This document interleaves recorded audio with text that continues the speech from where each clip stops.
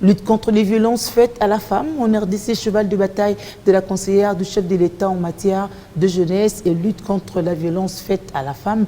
Un plan d'action a été élaboré lors d'une séance de travail avec les membres de son équipe conjointe, puis validé et signé par le vice-premier ministre de l'Intérieur. Le défi est immense, mais Chantal Yellow-Moulop ose du regard mesurer la nuit. La conseillère du chef de l'État en matière de jeunesse et lutte contre la violence faite à la femme a fait de cette forme de violence son combat.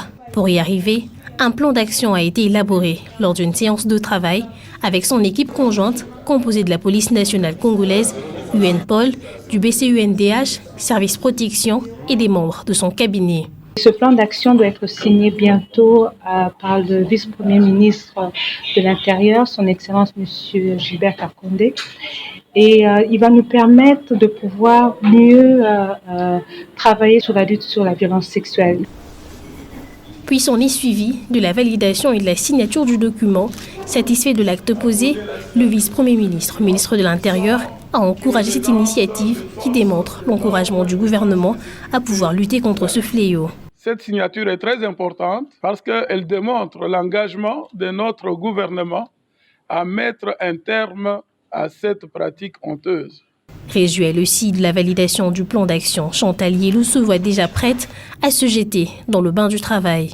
Maintenant que le vice-premier ministre de l'Intérieur a signé le plan d'action, il est temps pour nous maintenant d'être sur le terrain, de voyager à travers les régions, voir si tout est bien appliqué, de mettre en place un comité ad hoc pour faire des suivis, pour faire des évaluations, pour voir où il y a des manquements, de commencer à travailler, à voyager vers l'international, parler un peu plus du Congo. La police nationale congolaise, elle aussi, est déterminée à s'impliquer dans cette lutte qui a pris de plus en plus une mauvaise tournure au sein de la société congolaise. Par rapport à ces plans d'action, la PNC a l'obligation de reprendre, de mettre en application tout ce qui est recommandé dans notre plan d'action. Ça veut dire la police doit travailler pour lutter contre les violences sexuelles. Le plan d'action de 3 ans a été élaboré dans le but d'éliminer ce mal qui guette la société congolaise. Un calendrier a été établi pour suivre et évaluer les différents travaux.